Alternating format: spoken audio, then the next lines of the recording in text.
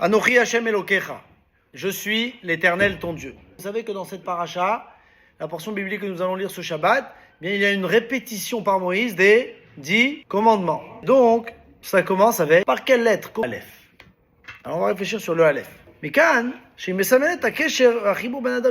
donc, c'est-à-dire que le Aleph, la première lettre de l'alphabet hébraïque, symbolise le lien qu'un juif a avec son créateur. Pourquoi? De là, on a déduit les 10 commandements. Il y a les 10 paroles, commence par Anochi, Anochi commence par Aleph. Donc Aleph, ça veut dire ça symbolise cette connexion avec le divin par cette lettre-là. Il y a un grand tzaddik qui est l'auteur du Tanya, le Baal HaTanya. Lorsqu'il a recherché un professeur pour son fils, bien, il lui a dit, regarde, moi j'ai le devoir de Veshinantam Levanecha. Moi j'ai le devoir d'enseigner à mes enfants, à mon fils, la Torah. Toi tu as le devoir de nourrir ta famille. Viens on échange. Moi je te donne la parnassa et toi tu enseignes à mon fils. Il lui a dit, bon alors très bien, pas de problème, mais quelles sont les modalités de réalisation de la mission? Comment je dois enseigner à ton fils? Il lui demande. Le rabbi lui a expliqué, il lui a dit, commence d'abord par le Aleph Bet. Aleph. C'est quoi le Aleph? Nekud alemala ve nekud alemata. C'est un point en haut et un point en bas. Et au milieu, il y a le trait de la crainte du ciel qui rapproche ces deux points. Le point d'en haut, le point d'en bas et le trait de séparation, mais ici c'est plutôt justement de liaison, c'est la crainte du ciel. Rabbeinu Hazaken Osef Ubier. C'est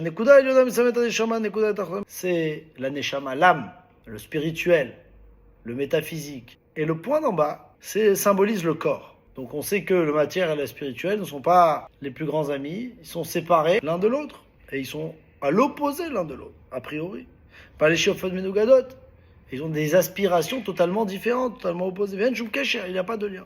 Alors comment fait-on le lien? Par le trait du milieu qui est la crainte du ciel. Les deux points de cette lettre Aleph font allusion pas seulement sur ce qu'on vient de dire, l'âme et le corps, mais le lien qu'il y a entre un homme et Dieu. Le point d'en haut, c'est Dieu. Dieu qui est illimité, qui est au-dessus de toute considération matérielle, au-dessus de toute compréhension. Ça, c'est le point d'en haut.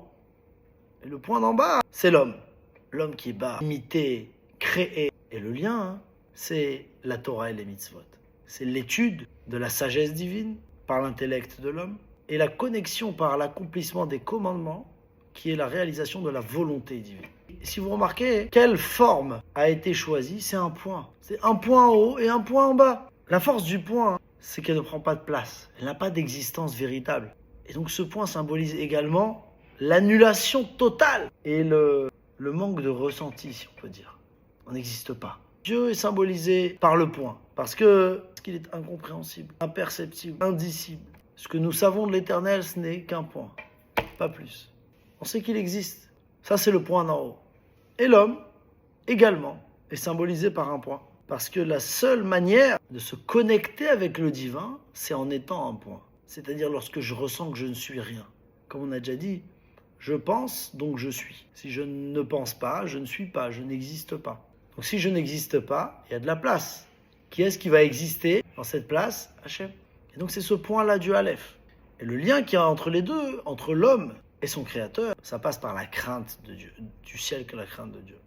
Par le biais de l'étude et de l'accomplissement. Lorsqu'un juif étudie et accomplit ce qu'il étudie, alors là, il transforme son existence à lui en un point, une annulation quasi totale. Et ça, c'est la base du don de la Torah. Et c'est comme ça qu'on éduque également un enfant. Lorsqu'on veut éduquer un enfant et qu'on lui établit ce principe dans son éducation, eh bien, il peut grandir comme il faut. Et lorsqu'il sortira dans le monde, avoir les armes et les outils pour affronter le monde. Et accomplir la mission qui est de faire de ce monde une maison, une demeure pour l'éternel. Et avec cette force, eh bien, l'enfant pourra éclairer le monde avec la lumière de la Torah, l'accomplissement des commandements et faire pénétrer dans la création la reconnaissance qu'en réalité, la seule véritable existence, c'est Anochi Hashem Elokecha, je suis éternel ton Dieu. Donc en somme, nous avions une question. Comment se fait-il que le Aleph soit la première lettre des 10 commandements? Quel est le symbole de Aleph, de la première lettre de l'alphabet, en tant que connexion entre le juif et Dieu? Alors, un grand tzaddik explique que le Aleph, en réalité, est réalisé par un point en haut un point en bas et un trait au milieu. Le point d'en haut, c'est la neshama. Le point d'en bas, c'est le corps. Et au milieu, c'est la crainte de Dieu qui fait le lien. Ça représente également l'éternel, le point d'en haut. Le point d'en bas, c'est l'homme. Et au milieu, c'est la Torah et les mitzvot qui fait cette connexion. Et le symbole du point, c'est l'idée de l'inaccessible. Parce que l'éternel est indicible, inaccessible. Et pour l'homme, la seule manière d'accéder à se connecter au divin, c'est par l'annulation de soi. Et laisser exister Dieu à travers soi.